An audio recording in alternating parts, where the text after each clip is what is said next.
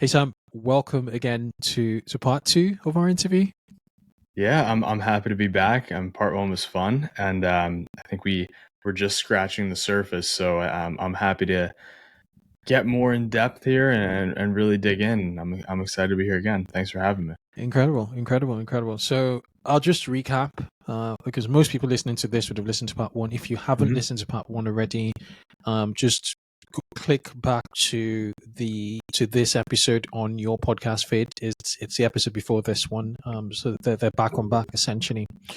Right. So when we had you on, you sort of shared your incredible entrepreneurial journey to what you guys are doing in Moonlighters, your experience in VaynerMedia, BarkBox. We talked about your agency structure, how it's kind of like singularized, so you don't really have the hierarchy; it's flat. Yeah. We spoke to demand gen and demand capture. The reason we did that is demand generation, essentially what you guys do from a meta standpoint, meta advertising standpoint. Demand capture is what you do predominantly, not all the time, from a Google AdWords Hmm. standpoint. And then we spoke very briefly on on contribution margin, just the fundamentals. People should get a grasp around. And then we spoke to YouTube advertising, just the role of YouTube advertising, Hmm. and then UGC. And we had to sort of wrap up. And I kind of felt there was a cliffhanger there in the sense that we didn't really get deep into like meta. I know we spoke about attribution and Yeah. in the meta structure and all of that stuff, but I would like us to start this conversation more around your let's use this mental model. Say we've built a $1 million business on one Hmm. channel, right? Say it was Amazon Marketplaces, just as an example, Sure. and we're looking to essentially get to a few $1 million in revenue, say 5 million with D2C Hmm. and Amazon in tangent. So meaning that the D2C is fresh, off the back. How would you sort of ensure that transition from zero D2C to two, three, maybe even four Yeah. million? Who knows? So what are the fundamentals you want to see in place in the business to say, okay, these are the prospects, and this is what we'll do. So I love this example because for two reasons. First, I think it's this what I'm going to say is going to be exactly the same as if you're zero without a sale anywhere else. The exact same process. The only thing that the example with, let's say you've done 100,000 or $1 million on a different channel like Amazon, the only thing that expedites for us is that you've proven that the product is actually strong. It's a good product fit, and therefore you kind of eliminate a lot of stages of like product development, product iteration, and potentially even some branding pieces. So keep in mind, if obviously for everyone listening here, I think just to keep in mind that this doesn't matter if you're at zero on all channels or if you have a bunch of money flowing in from a different channel. And basically, just to use the exact example that you gave, um, I think it totally makes sense that first off, you should definitely have a direct consumer piece of your business if you have potentially $1 million plus on Amazon. Even if you're not advertising or pushing to the direct consumer side, it's still going to help you operationally and give you incremental lift because some people, believe it or not, don't actually buy from Amazon and don't actually buy from just one channel, just like some people only buy on Amazon. Same idea follows. So I think what I would do if there was $1 million business on Amazon, uh, regardless of the product, I always love to I use Yeti in a lot of my examples, and I just so happen to be drinking from a old Yeti cup today.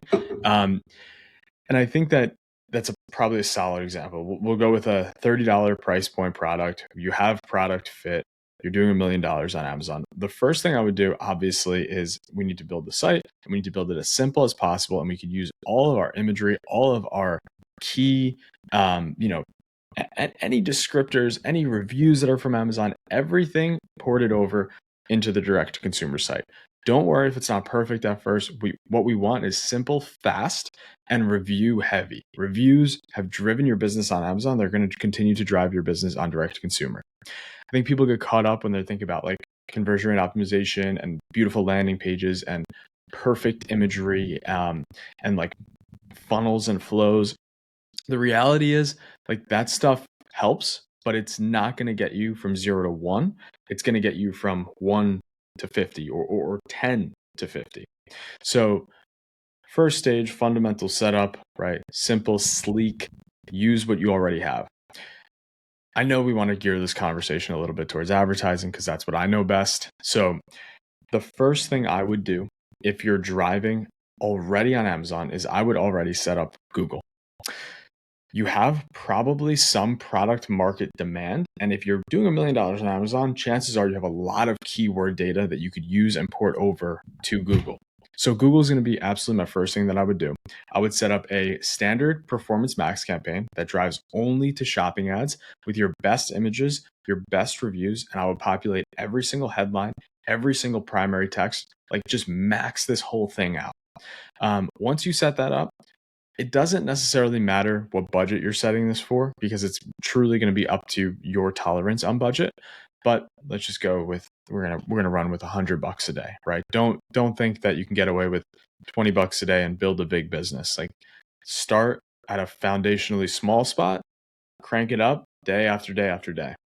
The beautiful part about especially if you're not working with an agency or you're not paying a consultant, if you're doing this on your own, or if you're doing it with one partner or something like that, the beautiful part is it doesn't matter how slow you grow.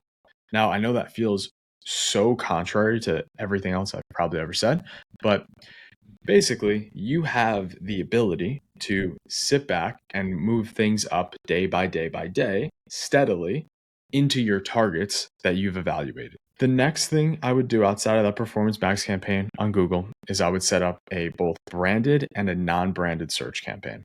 Very, very straightforward. The branded search campaign is going to be all your brand terms. You should have these already from Amazon. It should be your core terms. If you're Yeti, it should literally just be Yeti, maybe Yeti cups. Very, very simple. You don't need to overcomplicate here. If this only gets $2 in spend per day or $0 in spend, it's fine. It's just protecting you against competitors, right? So when Stanley Cup bids against Yeti, we want to show up in the first position. We don't want to show up in position number 2 or potentially get completely pushed down on the end of the page. Last thing, non-branded search. If you're running on Amazon, you have a ton of keyword data, like whether it's organic or paid, you have a ton of data. So use all of that data, group it very simply. You don't need to overcomplicate your groupings when you're starting. Run a few broad match keywords and a few exact match keywords in the same ad group.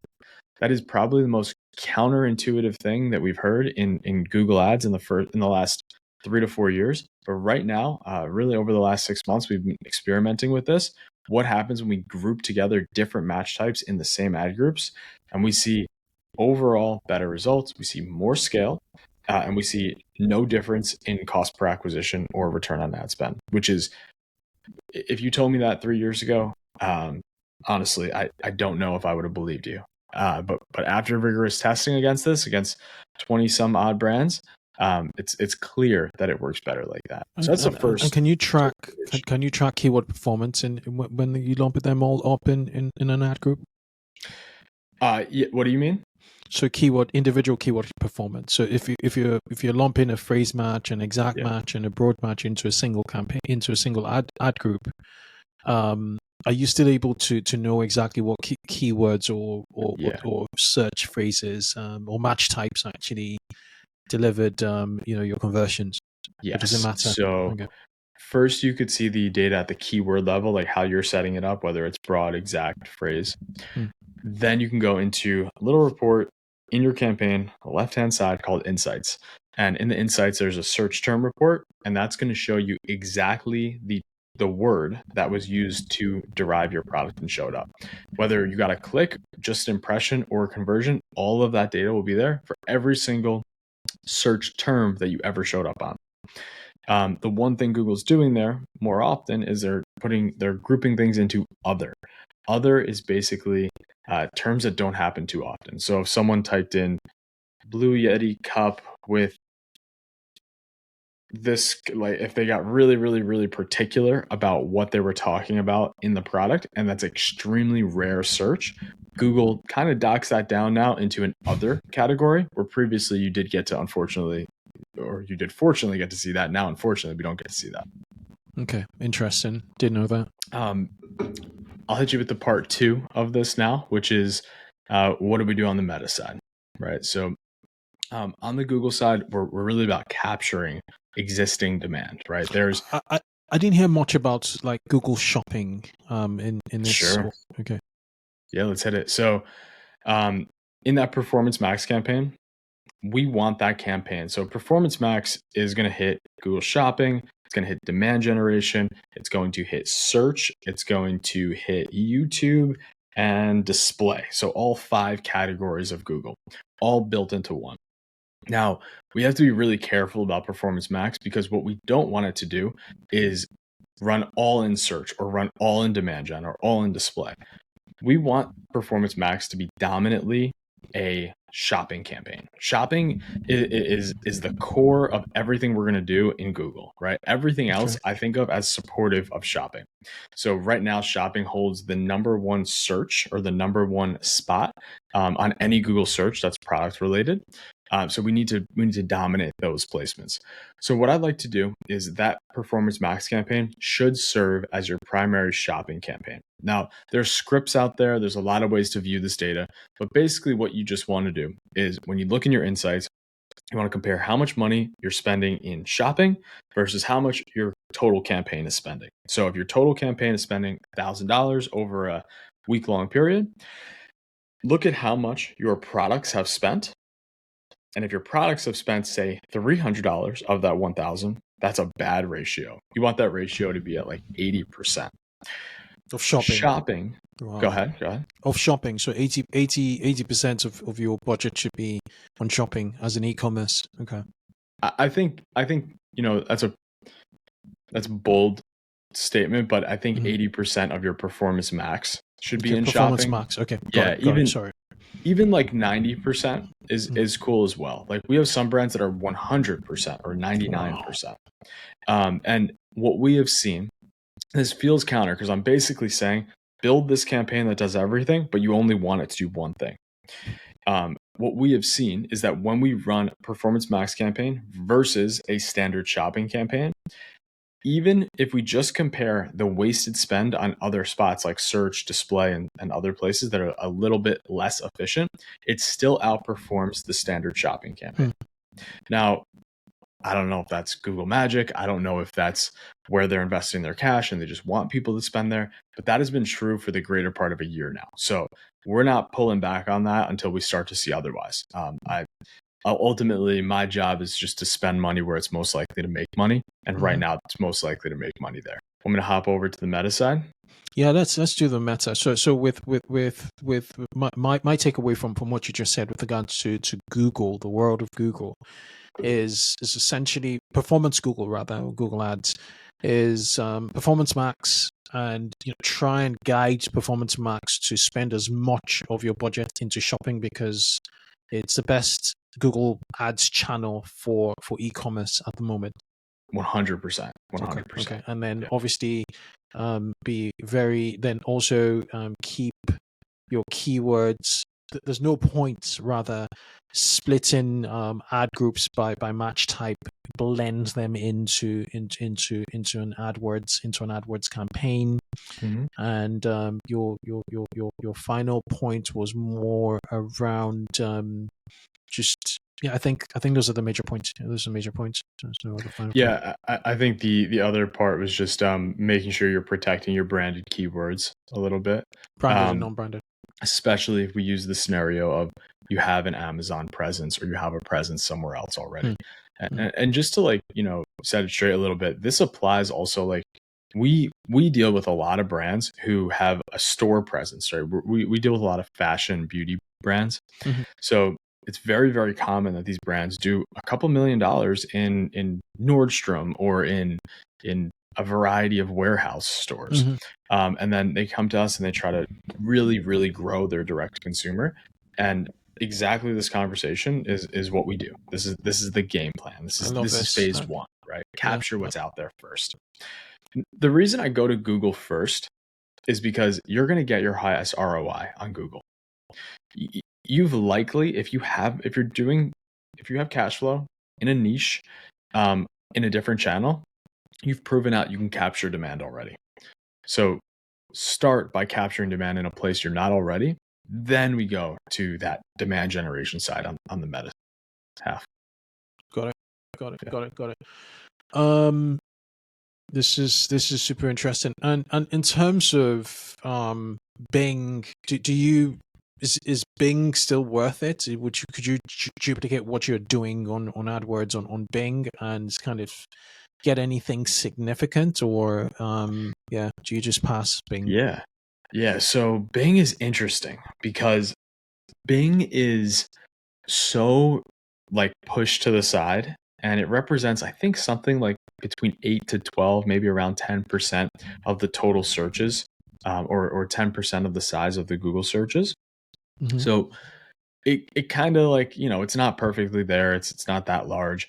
Their shopping tools are really poor from my experience. Their Mm-hmm. search tools are very strong. Their search tools are completely fantastic. So what we generally see is the person that continues to use Bing is someone who's using a default browser on a computer, right? They're using Microsoft Edge. I think that's what it would be.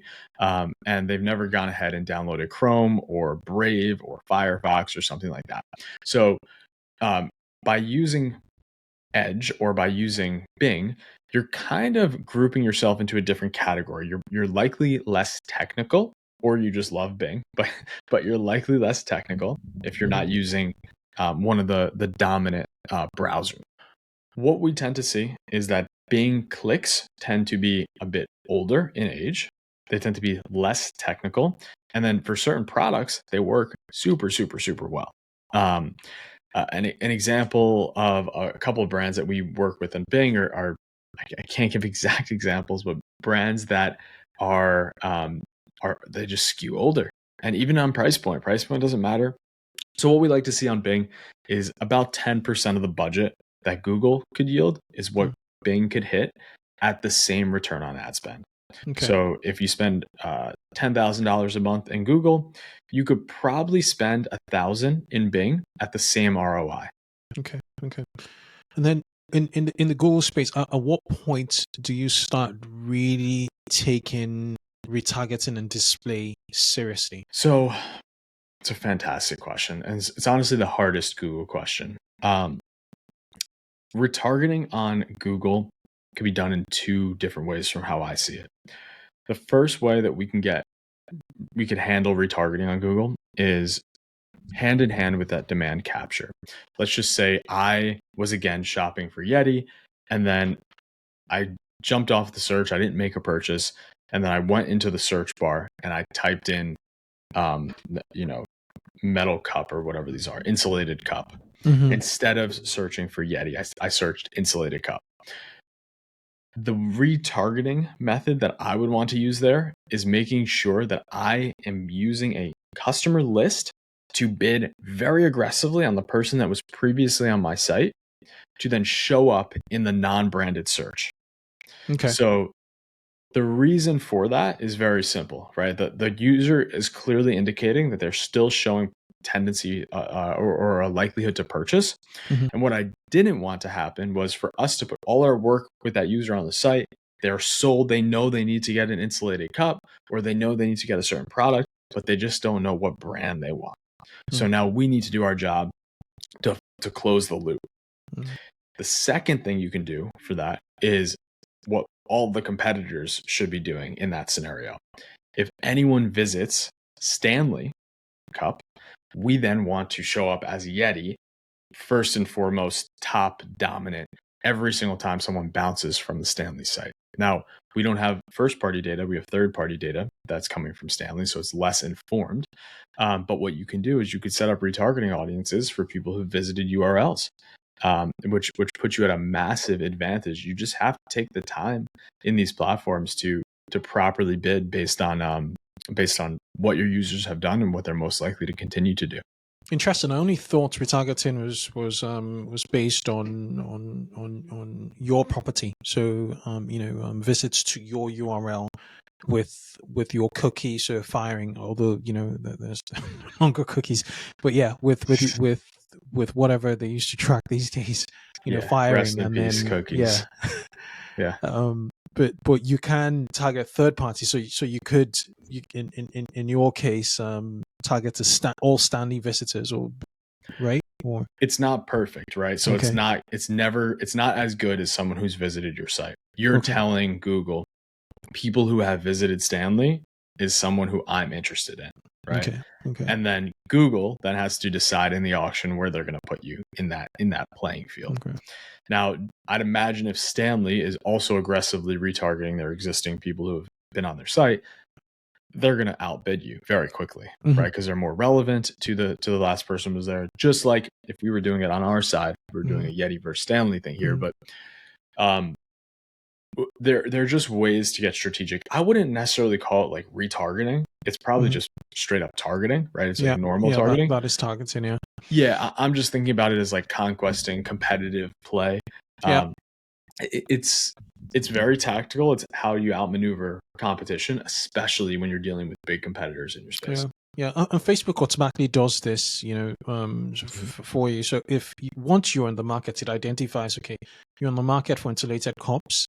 Facebook would pull a number of brands and just cycle them through. Obviously, depending on who bids, whoever, it would just cycle and cycle and cycle. And when it thinks you're no longer in the market, it switches lane. It wouldn't, because I'm in the market for, say, an activity strap in January, doesn't mean Facebook will continue to serve me activity strap ads by summer. It sort of has a cutoff time based on, obviously, my data, my behavior.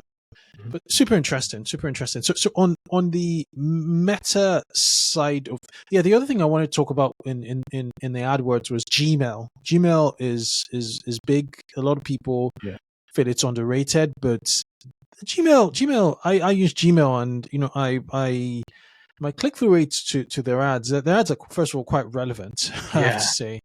And they know quite a lot about me, based on the emails that I receive. So should you do anything special with Gmail? I used to love to run Gmail on its own.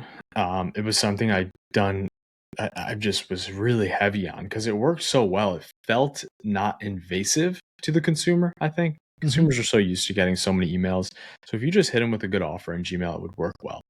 Now, Gmail individual targeting is now lumped into demand generation and performance max.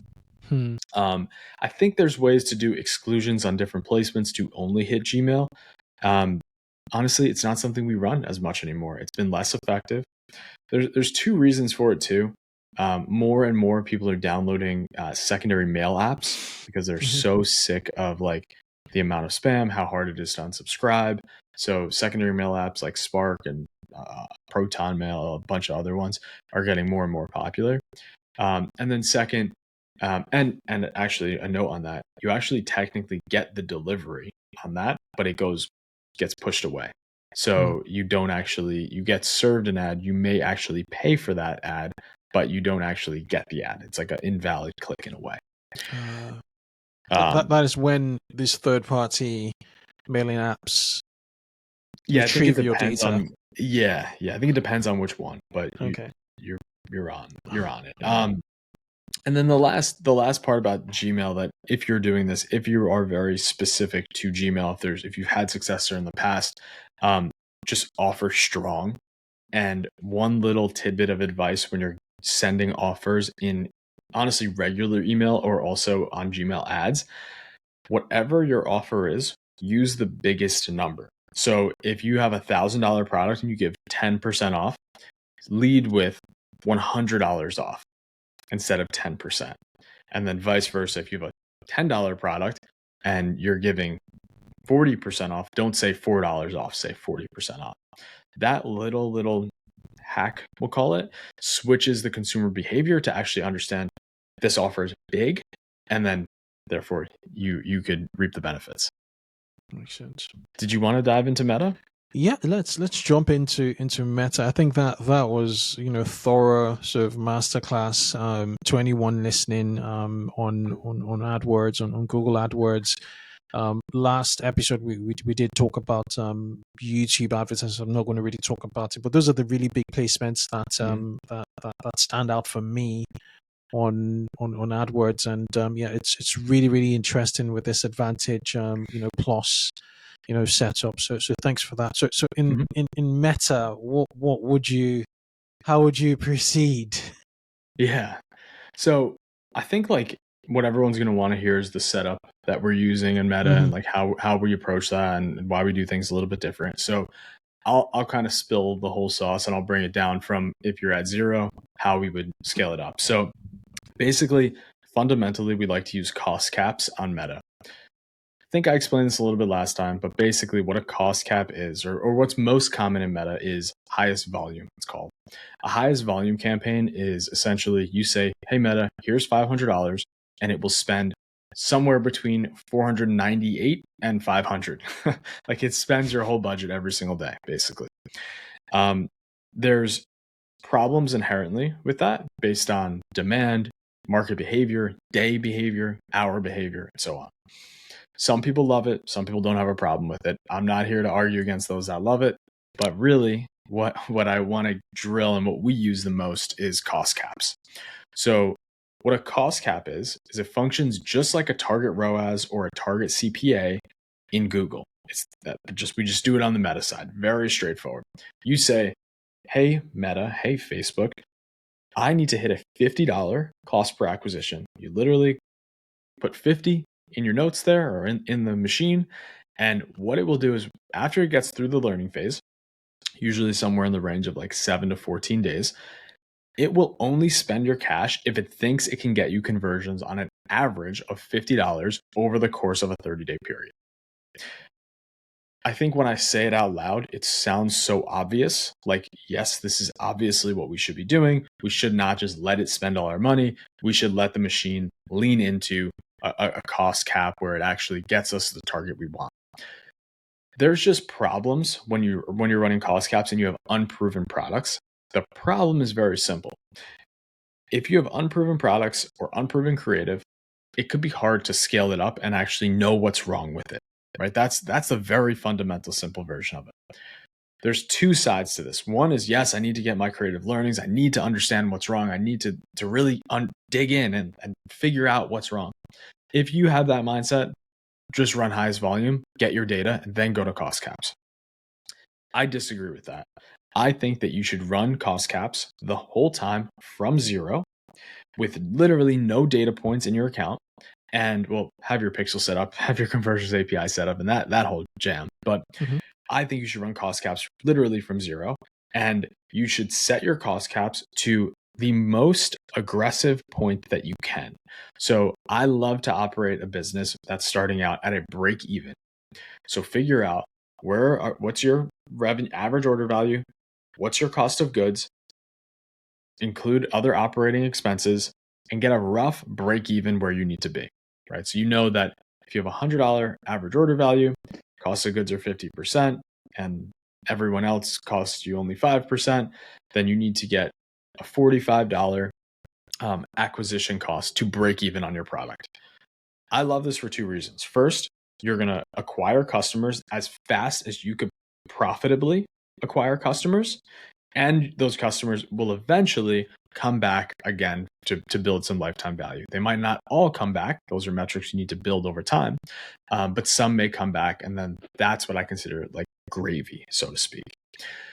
So when we think about the cost cap setup and why I think it's so important to start at that break even and then build it over time is because you're setting yourself up in a scenario where if your ads don't spend, you should thank Facebook. You're not wasting your money, right? Some people, like I said, they see that as, oh, we're not spending, maybe it's going to work. I think the 1 in 1,000 times that it does work is probably not going to happen. Like just statistically, you would not bet your money on the 1 in 1,000. You would bet your money on the farm. So can I interject? Yes. I think it also gives you the opportunity to rule out certain things. So if it's not spending, then you say, okay, it's not spending. Is it my creatives that's the issue? Yeah. and then focus there. That's just my point. 100%. Sorry, I get into this topic. So Yeah. I think you're absolutely right. Like here's how I would approach it from dead zero. Cost cap. In one primary campaign, you don't need any retargeting, you don't need any retention, you're at zero. So all you need to do is have one broad prospecting campaign. Like that's it. And you might want to set up one that's going to your homepage and one that's going to a collection page. And then depending on how many products you have, maybe a campaign that's going to a product page or 2 or 3 product pages that you know are best sellers based on your Amazon data or a hunch that you have and so on. You could have somewhere in the range of like a few ads per campaign, somewhere in like the 4 to 6 range is usually the sweet spot. Mm-hmm. But what I would say is if you launch these 4 ads and they run for 7 days and they're hardly spending, maybe you have a $100 budget and it's only spending $3 a day, don't worry about it. Just say, thank you, Facebook, for not spending $700. And now you only spent $22. You just saved yourself $600. Mm-hmm. Now it's time to go make more creative. Figure out what new creative starts to build you up, right? Maybe you've only tried statics. Shoot some video. Maybe your video is really polished and it's too fancy. Make it ugly, make it natural, make it normal. Mm-hmm. Maybe it's too normal. Make it polished, right? Maybe your hooks stink. Maybe they're boring. Maybe they're slow, right? Just really dig into your creative and just plop new creative in your existing ad sets. Don't worry about overlapping at first. We don't care. They're not spending. What Facebook's fundamentally going to do is it's going to look at your impressions, or it's going to look at everything on an impression to impression basis, which is something that you and I don't physically have the capability to do. No one could look at this and understand data on an impression level except for a machine. So Facebook's going to see does this impression stay on this ad for a certain amount of time? Does this impression click this ad? Does this impression how much does this impression cost to click this ad? What's the CPM of this impression? Every key data point is getting basically drilled into an impression level data. Mm-hmm. And then if that one impression looked good, you're going to get another impression. And if that impression looks good, you're going to get another. And that's essentially how Facebook's deciding where to spend your money. Now, what I've seen sometimes is that cost caps just take a little bit longer to get moving.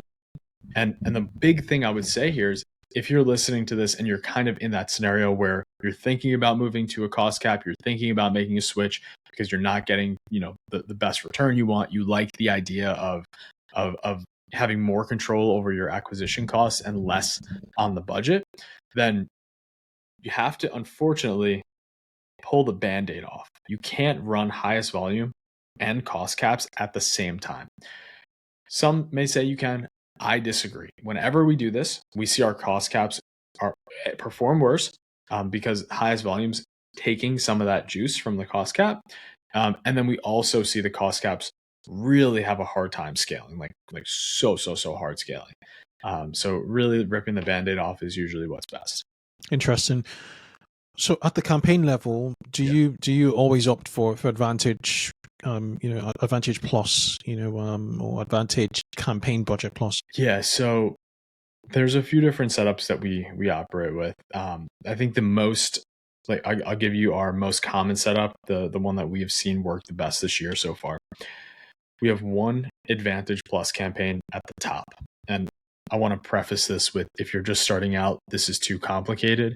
It's not even complicated for anyone to understand. It's just too complicated for a starting account. This is, $10,000 to $50,000 in ad spend, I'd say. Fundamentals here.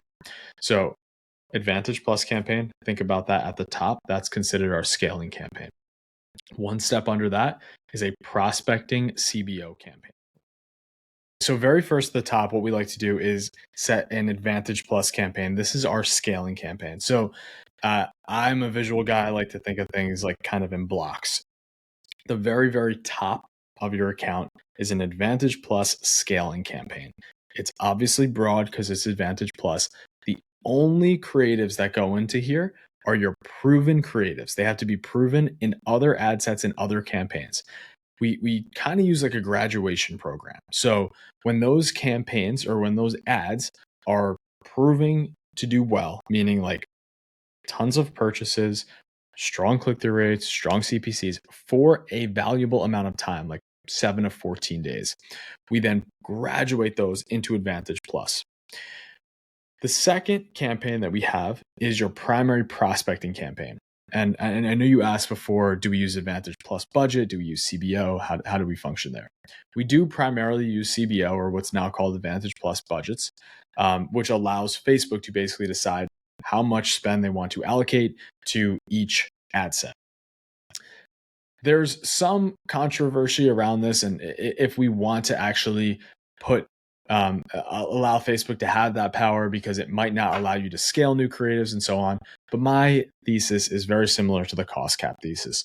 Facebook's going to figure out, based on 100,000 signals that are way smarter than I can analyze, where it should spend our money, right? So we need to lean into some of these machine learnings. And I think in this case, when I think about what needs to happen here and what needs to happen in the ad sets, I don't mind basically if 1 or 2 ad sets don't get too much spend and 2 to 3 to 4 do get the bulk of the spend, because they're proving themselves out there strong, right? So every time we launch a new creative, we launch it into that prospecting campaign as a new ad set, and we let it run on its own for about 14 days. Now, if it's doing really, really poorly, then I might pause it down. But 9 out of 10 times, I don't actually need to pause anything down, because we're running cost caps, right? So we're running a tool that will only spend on creative and only spend on ad sets that are likely to hit the cost cap that we give it. So puts us in a really, really advantageous scenario where we eliminate a cost center of creative testing. Now, we're going to naturally move a little slower when it comes to what creatives are absolutely the best, because they're not going to get spent straight away. However, we're trading a tiny bit of speed. We're talking like maybe 1 week of speed per creative for fundamentally better performance, like undoubtedly more stable performance. The last part of this setup that we'd like to use is retention. Now, there's a lot of debate now still that Advantage Plus and normal prospecting campaigns do a tremendous job of retention and hit your existing customers, do retargeting for you.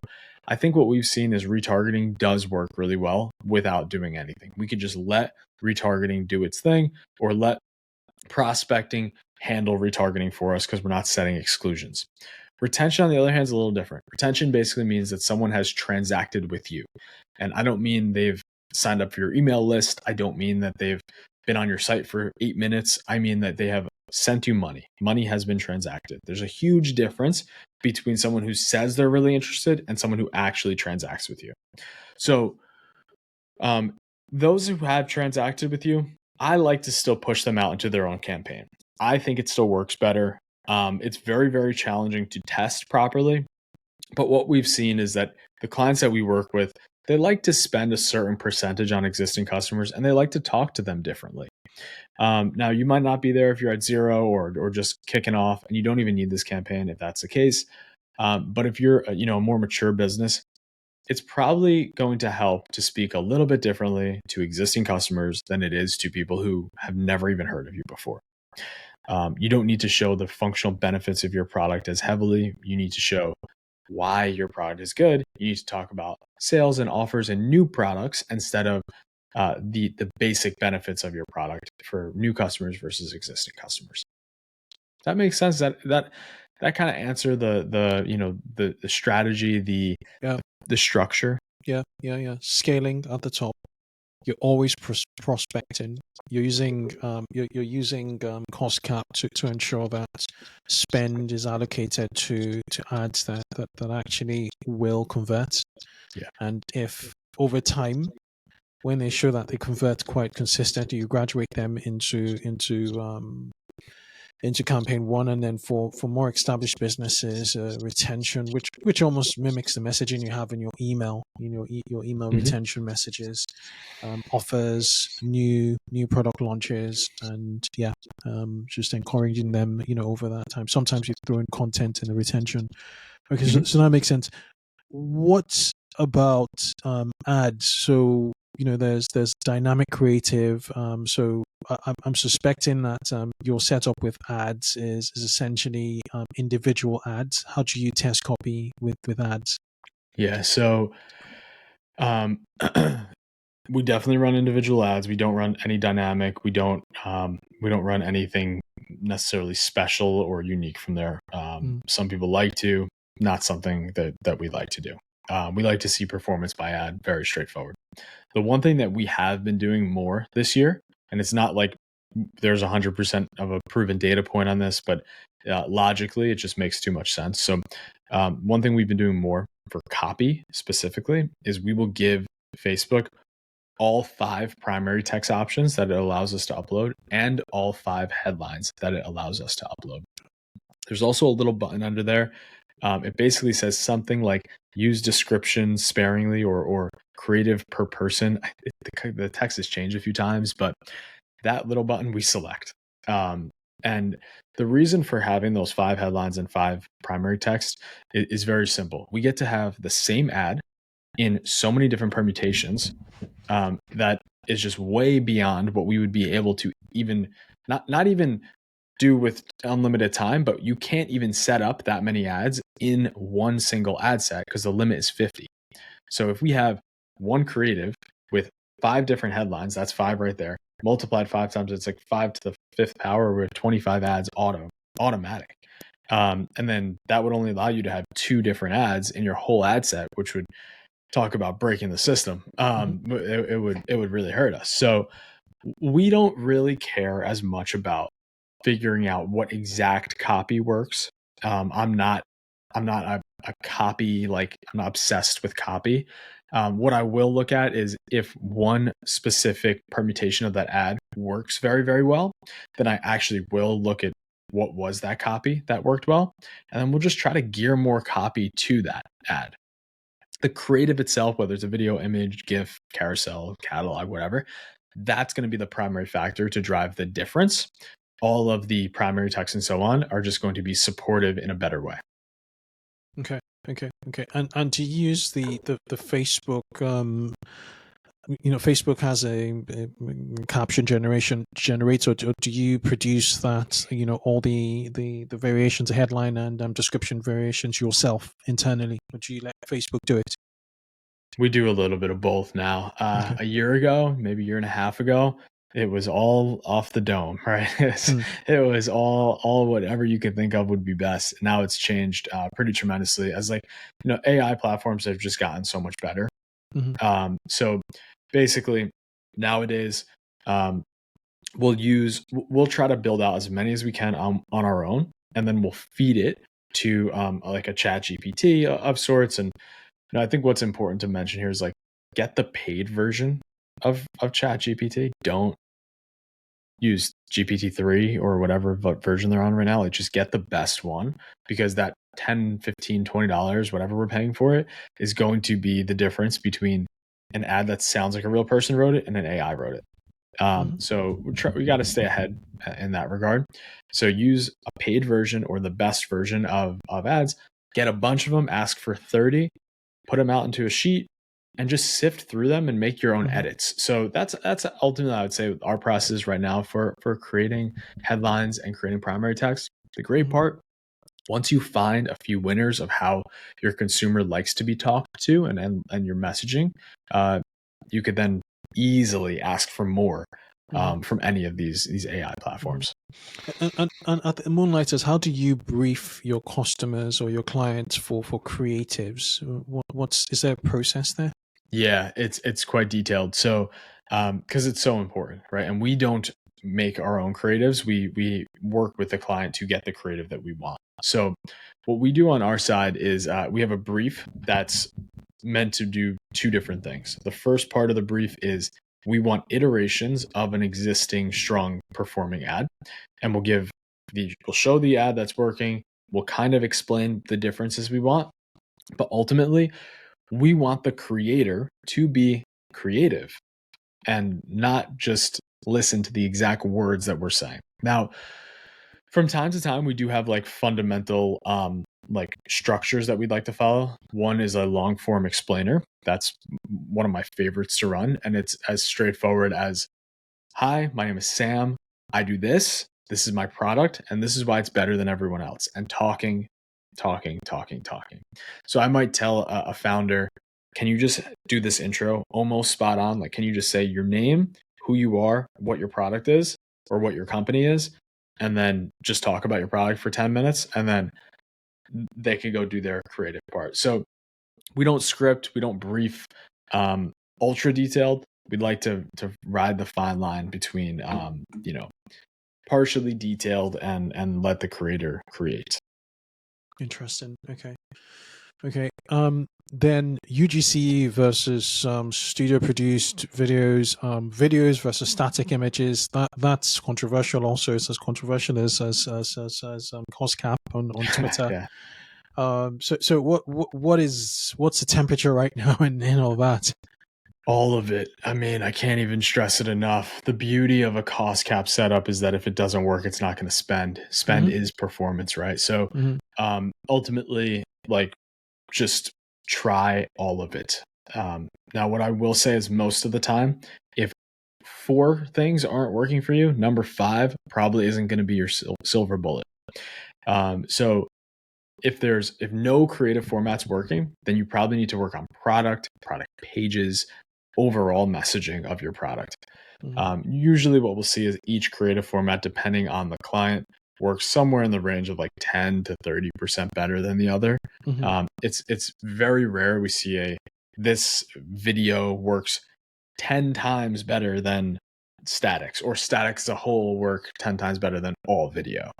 Of course, there's sometimes standout creatives that are that 1 in 1,000, but generally speaking, the types, we like to just have a mix all the time. Facebook shopping, we never talked about Facebook shopping, which is feed driven channel or placement on Facebook. Do you care for it that much? A ton. Yeah.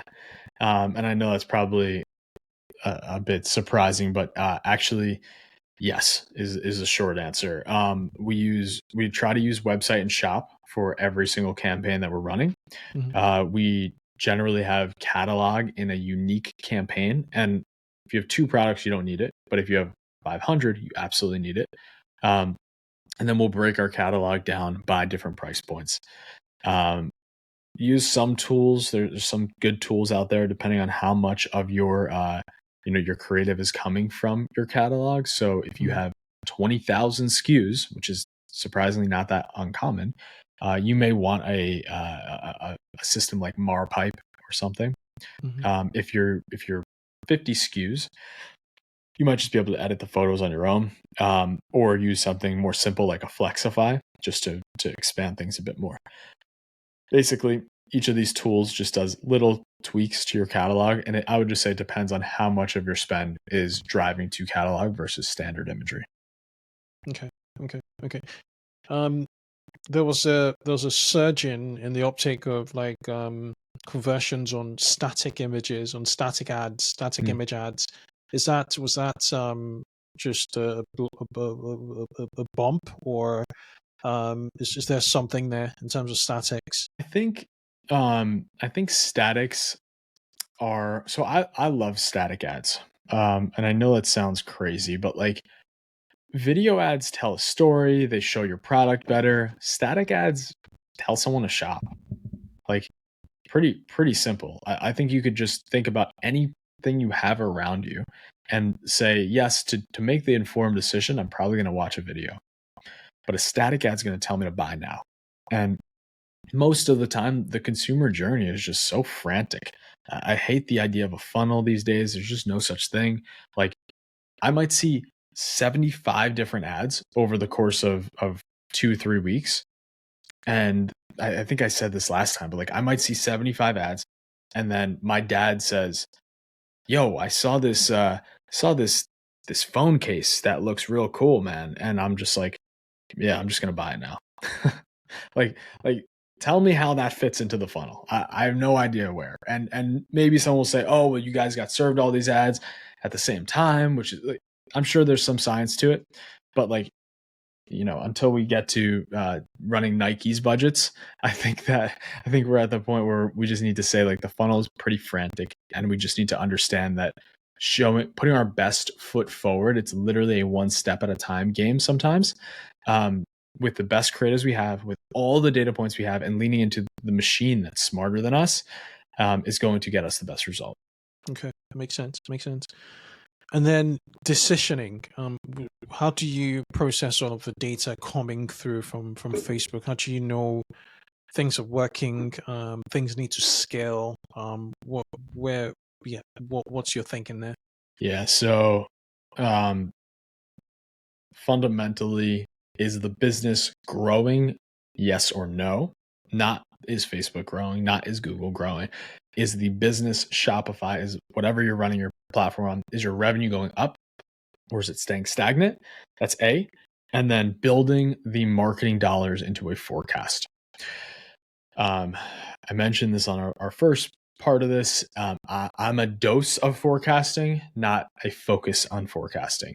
Now, that dose is still important because we need to understand not only is marketing having an impact, but what percentage of your revenue is marketing. And you could kind of expect general growth based on the percentage. 10% would be stagnant growth, 20% would be growing safely, 30% would be growing aggressively. The higher you can go, the faster you're going to grow, the more risk you're taking on. Most of the businesses that come to us in that $1 to $5 to $10 million range are in that 20%, maybe 22, 24% range of total marketing spend to revenue. If you could live there profitably and healthy without like stressing about it, then you take away a huge lever for yourself, you take away a risk factor in your business, and you basically just say 20% of my business goes to marketing. Wipe it clean, right? It doesn't matter. 20% of my business goes to marketing, and we're just going to spend it as effective as possible. So that's definitely what I would say when we start to think about what's the next level. How do we know if things are working? I like that mentality. Yeah, I really like the mentality of the 20% going to marketing, and we need to efficiently, spend that 20%. Yeah, it just puts things into perspective. It's kind of like what you're talking about, the cost gap. In terms of just it's giving you assurance, right? There's predictability there, and it's up to you to take destiny into your own hands. Okay, so let's step a bit top level now again. So we talked about Google ads, we talked about Facebook ads. What kind of spend allocation, like budget allocation, do you think will go where, and how do you see Google ads synergizing with Meta? What are your thoughts there after like 12 months of spend, the way you described it? Capture 100% max out on Google first. Just max out. Then, well, I guess it depends. Max out into an ROI, because your effective capture is going to be the best for you. We talked a bit about like, do you trust the platform data? How to use the platform data? If you could just use click data, whether it's in your Shopify dashboard or Triple Whale or a whole lot of different platforms out there, or even just using the platform click data only, that's going to give you an idea of what the platforms are actually driving for you, and ignoring the view through, which is going to create a lot of crossover. And the simple version of it is use your click data and derive your ROAS, or your cost per acquisition, from your click data, and then spend into the platform that is driving you the best ROI from that click data. The only caveat: ignore your branded search, period. Just remove branded search from that equation. Someone didn't wake up and type in your brand, right? They didn't just magically have the thought to type in your brand name. So we have to take that out of the equation. What I wouldn't do is go as far as, when you look at shopping, when you look at Performance Max, those campaigns are still going to have branded search mixed into them. Mm-hmm. Don't worry about that, because that's the same thing as the natural retargeting that happens on the Meta side. So we have to be a little bit apples to apples. Yeah, yeah. Because when you look under the hood of many accounts, you just find that the performance numbers you're seeing really down to majority branded ads. It's interesting, just due to keyword inflation, right? Yeah. Keywords are just like generic keywords are just so expensive. I mean, Hmm. if you're selling phone cases, there's just no point, bidding for phone cases Yeah, it's over. because some advertisers are ready to lose money just for show, just to make sure that it's a branding activity for them now, Yeah. just to be there. Yeah, sure. I find. Yeah, super. You know why I like to speak with you, Sam. It's really down to how you simplify things. You break things down so very simply, and I'm so grateful for that. So it captures the attention of a lot of the audience. A lot of people will be. It's not like an advanced class yet. We're discussing advanced, topics Yeah. here. But you just keep it in simple English, and I appreciate it, and I'm very grateful for you for that. Thank you. What are your prospects for 2024? How are you seeing things panning out this 2024? And do you have any final advice to guests in terms of just growing over for the rest of the year? They'll be Yeah. listening to this on I believe they'll be listening to this on May. This will be coming out on May 21, I think. Yeah, May Okay. 21. So just looking forward beyond that. Yeah, Yeah. would love your thoughts. Yeah. Build for Q4 right now. So the Q1 was very tough for a lot of businesses. Don't expect to beat your 2022, 2021, 2020 numbers, 2023 numbers. Like the last 3 years were a fluke. We're getting back to the normal cycle here. So if you're growing, you're in a very good position. Facebook's more expensive, Google's more expensive than ever, twice as expensive than it was a few years ago. And then tack on inflation into that gets it. We're more, we're more expensive than ever. So my advice for folks would just be, I think about marketing as a fundamental must-have in your business, and allocate, like I was saying, also a percentage of spend associated to that marketing. Don't stress about like, does it need to be more or less, whatever. Just set yourself a percentage that works within your margins and spend it, and then it will get more efficient over time. Mm. That percentage could flex, but basically keep it as steady as possible. Make sure it works within your business. Don't try to be Uber and overspend 8 times over, right? Like some of these unicorn companies, the amount of unicorn companies that have failed on the way to try to become a unicorn is way more than the ones that were successful. Oh, yeah. And those folks spent money like it was fake. And this is not fake. If you're in the 1 to 10 million game, you're not playing with fake money. You're playing with most likely dollars that are either yours or close friends, family, or tight investors. So I would just generally warn, like, make sure your marketing budgets are set safely so that even if they return nothing, you're okay. They're going to return, but even if they return low, you're okay. You're okay. And just the very last note, like, if you don't know what you're doing in these platforms, hire someone.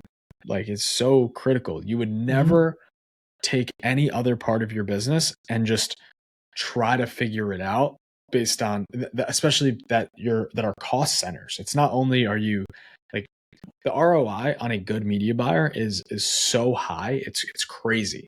It's crazy to think And also about. scary. Yeah, Yeah, I mean, it's like incredibly more beneficial to have absolutely. someone who knows what they're doing. Not to mention the time. Hmm. And then, like I said before, like, it doesn't need to be us. Just get someone who knows what they're talking about, someone you can trust, and someone that you can afford, and factor that person or agency or consultant into that total marketing spend budget so that it never messes you up. You're always safe when it comes to the amount of revenue Yeah. that you're You're right. driving the You're right. marketing You're percentage. right. Right. A lot of us are caught up with how much are we spending on Meta, how much are we spending with ads with Google, but we're not even taking the talent, cost of people on there. Yep. 100%. This is a question I've not asked any agency owner on this podcast, which is, if you sort of step back and look at your entire portfolio of clients, and you don't need to mention any names, Sure. why do you think your top 3 clients that are doing really well now are where they are? What are their core characteristics, starting from the top? My number one client, the client that spends, I don't want to say number one client, but like they spend the most amount of money, right? Mhm. They're on my Profitably. mind very profitably. Yeah. Okay. They get the highest return on ad spend. And to just keep beating this dead horse here, like they think about marketing as a percentage of their total revenue. So Mhm. they have a very high goal for it. But if they do $1 million in a month, they spend a certain amount on marketing, period, every time, no matter what. It's clockwork. So we forecast a year, and then we forecast the next month before the previous month's over. We think about how much we're going to spend in that next month. And every time we get really close, because they look at their year over year, they look at the trend, right? It's not that complicated. Doesn't need to be perfect. Mhm. And we spend into an ROI, and we check that every single day, basically. That's, I would say, the first, like from a forecasting perspective. And second, this exact client and all the clients that are in our top spenders, they create content as the owner of the business. They dedicate a percentage of their entire time, not budget, just time, to making content about their business. They talk about their products publicly. They talk about, and these are not public figures by any means. I just want to be very clear. These are not celebrities. These are normal, everyday folks, just like me and you. And they talk about their product, their brand, what they're doing publicly. They tweet about it. They make YouTube videos about it. They go on LinkedIn about it. They just talk about their product because they love it. They're in it. They know it better than anyone, right? They're obsessed with their products. And if you have a product, you should be talking about it like the thing is stapled to the top of your head. I mean, like, Absolutely. always. And once you do that, you build a character around a product. And beyond a character, you build trust around the product. If you're willing to say, this is the best product, period, even if you're selling snake oil, people respect a face to a product. I as in that makes a lot of sense. What about their social following? Is with the regular posting of this sort of content around their product, do they have do these people, I'm speaking specifically to your top 3 clients, do they have Sure. a sizable social following? They do now. Yes. They do now. They Okay. all do now. Yes. They Okay. all have over $100,000 Followers. on Instagram. Do they do TikTok, or is it Instagram Yep. that they Yep. typically? Mostly. So I like to think of TikTok. I mean, Instagram is like your storefront, Mhm. right? It's the first place people go to just check if you're legit. And then think about TikTok as like, this is where we can get views right now. Hmm. Yeah. Very educational on TikTok. Most Very of these educational. clients. So their personalities and their personal brands that are very linked to their products, and then they're essentially tapping into advertising to further scale the word of mouth that they're generating on the other side. Do they speak outside of, like, so let's say, like, I have a health product. Do they speak to, like, health related stories or tips? Yeah, so these 3 examples, not really. And actually, they don't really push their personal brand very much. They just push. They are the face of their brand within their own handles. So Okay. they will really like just be everywhere on their own Instagram page, and that's what's grabbing so much attention. Interesting. Yeah, Super. it's like a blend. It's not quite the personal. It's not an influencer pushing a brand by any means. It's a CEO owner explaining regularly. And so would that be one of the tips you'd have for this Amazon brand to take on? Yeah. I mean, start. Yeah. That's what I'm doing for my own brand, right? And it's what everyone should do. It's talk about your product all the time, everywhere. You can think about it. The same principle has applied forever in any sort of sales and marketing. we didn't even have computers and there weren't even cars. If we're hiking across the United States of America and I was telling everyone about this product, everyone, right? I would sell more than if I wasn't. Absolutely. Like that's the basics of it for sure. Sam, just want to thank you again. Appreciate you. Yeah, I'm looking forward to pushing this one out again. And I'm just full of gratefulness. Thank you. Yeah, likewise. I really do appreciate you having me here. Round 2 was fun. I'm looking forward to round 3. Go for it. No, we'll make sure there's a gap between round 2 and round 3, Round so 3, no doubt. There's more new information, No doubt. If Facebook comes up with something new, you tell us the war stories. You know that. Yeah, I know. So thing, yeah. But really, really, really good stuff. And not many people get to do 2 full episodes. But which you prefer, 1 or 2? Oh man, I mean, 1, we just set so much foundation. It was nice. Yeah. It was more story. I think today was just like real tactical and hit some of it. Like you said, I don't get into the ultra nitty gritty of it. It's like it's too complicated for most. And let's think about the basics of things. Lean into these machines, right? That they work. They work. Yeah. Be human. Awesome. Okay, awesome. Have a good one. Thank you so very much, and cheers. Thanks. Appreciate it. Cheers. All right. All good.